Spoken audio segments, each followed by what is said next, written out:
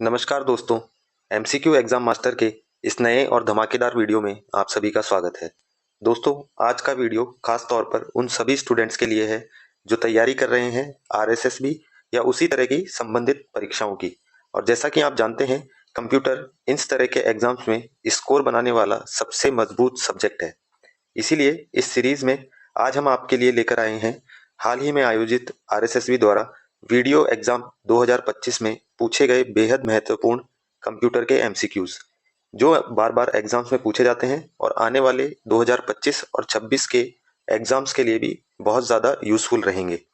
अगर आपने इससे पहले की प्रीवियस ईयर क्वेश्चंस या कंप्यूटर की क्लासेस मिस कर दी हैं तो आप घबराएं नहीं। आप हमारे चैनल की प्लेलिस्ट सेक्शन में जाकर सभी वीडियोस एक ही जगह पर देख सकते हैं।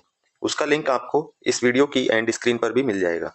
दोस्तों, वीडियो 2025 में कंप्यूटर का लेवल भले ही बेसिक हो और इसके क्वेश्चंस की क्वांटिटी भी कम हो, लेकिन सवालों का पैटर्न काफ़ी ट्विस्टेड आता है और इसी ट्विस्ट को पकड़ने के लिए हमने आज का प्रैक्टिस सेशन तैयार किया है।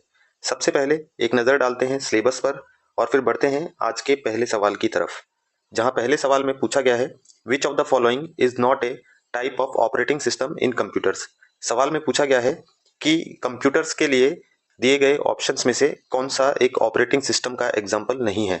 ऑप्शन आप अच्छे से रीड करें, ये काफ़ी इजी क्वेश्चन है और काफ़ी रिपीट भी होता है। इसके लिए सही जवाब रहेगा ऑप्शन ए, ओपेरा। ये एक सिस्टम सॉफ्टवेयर नहीं बल्कि एक एप्लीकेशन सॉफ्टवेयर है। आप यहाँ स्क्रीन पर different type of application software देख पाएंगे। ये सभी सॉफ्टवेयर इंटरनेट ब्राउजिंग सॉफ्टवेयर भी कहलाते हैं, यानी कि इंटरनेट पर एक्सेस करने के लिए इन सॉफ्टवेयर्स का इस्तेमाल किया जाता है। बढ़ते हैं अगले सवाल की तरफ, जहां पूछा गया है which of the following is not a type of primary memory in computers. हमें यहाँ ऑप्शंस में कुछ मेमोरी के टाइप दिए गए हैं और हमसे पूछा गया है कि कंप्यूटर के लिए कौन सा प्राइमरी मेमोरी का एग्जाम्पल नहीं है। यहाँ नॉट वर्ड पर हमेशा ध्यान रखें। ऑप्शन में से सही आंसर रहेगा ऑप्शन ए, HDD, जिसका फुल फॉर्म होता है हार्ड डिस्क ड्राइव। आप यहाँ स्क्रीन पर मेमोरी के कैटेगराइजेशन को भी देख पाएंगे, प्राइमरी और सेकेंडरी मेमोरी में किस तरह से डिफरेंट मेमोरीज को डिवाइड किया गया है। अगले सवाल की तरफ बढ़ते हैं, जहां पूछा गया है which keyboard key is used to delete the character to the right of the cursor while typing on a computer screen using Windows और Linux. Choose the most appropriate option from below.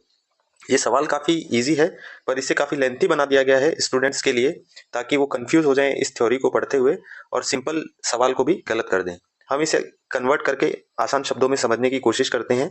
सवाल में पूछा गया है कि हम Windows या Linux operating system में कार्य करते समय अगर हमारा कीबोर्ड कर्सर जो है वो किसी पोजीशन पे है तो हम कौन सी कीबोर्ड की का इस्तेमाल करेंगे ताकि जो कर्सर के राइट साइड में जो डेटा अवेलेबल है वो डिलीट होना स्टार्ट हो जाए। दिए गए ऑप्शंस में से इसके लिए सही जवाब हो सकता है ऑप्शन ए और ऑप्शन डी पर बहुत ज़्यादा लोग जाएं, पर इसके लिए सही जवाब रहेगा ऑप्शन ए, डिलीट की का इस्तेमाल किया जाता है। कंफ्यूजन को क्लियर करने के लिए आप यहाँ स्क्रीन पर एक्सप्लेनेशन देख सकते हैं। बढ़ते हैं अगले सवाल की तरफ, जहां हमें कॉलम 1 और कॉलम 2 दिया गया है और राइट मैच हमें बताना है। कॉलम 1 में कुछ कंप्यूटर से संबंधित टर्म्स दी गई हैं और उनका एग्जाम्पल कॉलम 2 में दिया गया है। ये काफ़ी बेसिक सवाल है और जो लोग कंप्यूटर इस्तेमाल करते हैं इसका सही जवाब आसानी से दे पाएंगे। इसके लिए सही जवाब है ऑप्शन डी, राइट मैच आप यहाँ स्क्रीन पर देख सकते हैं। अगले सवाल की तरफ बढ़ते हैं, जिसमें पूछा गया है which of the following is not a standard paragraph alignment text style on MS word.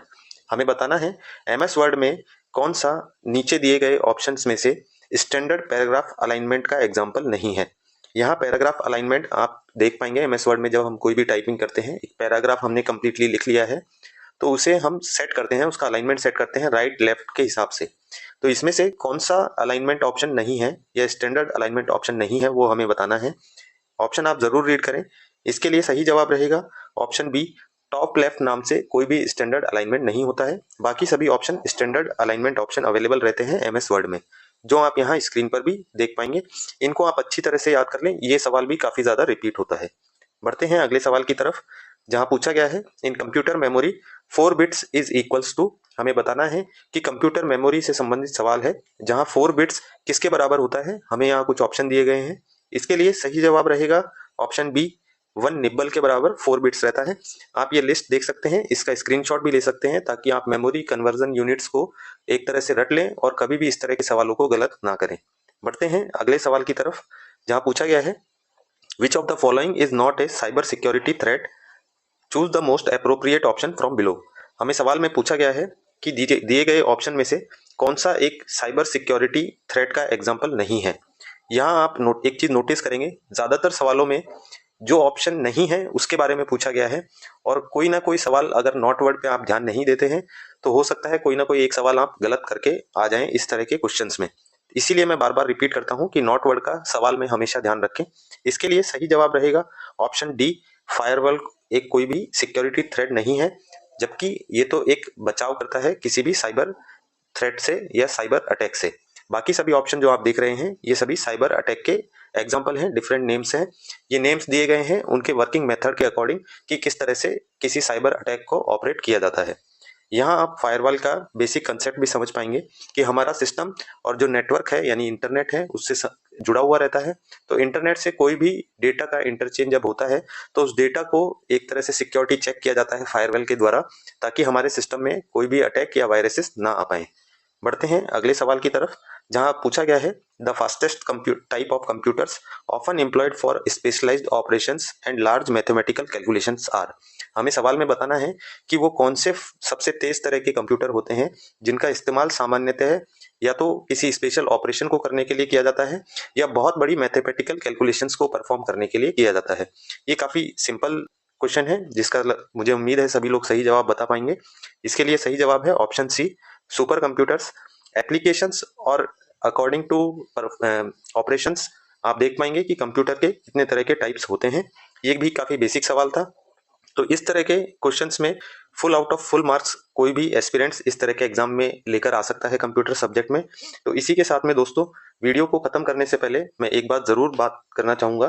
Computer वो सब्जेक्ट है जिसे हर स्टूडेंट्स को काफी गंभीरता से पढ़ना चाहिए, क्योंकि ये सिर्फ एक एग्जाम का पार्ट नहीं है ना, बल्कि हमें जो डेली लाइफ है जैसे कि नौकरी हो गई, हमारी ऑफिस हो गया, मोबाइल्स हो गए, हर जगह में कंप्यूटर से रिलेटेड सॉफ्टवेयर जो है वो इस्तेमाल किए जाते हैं।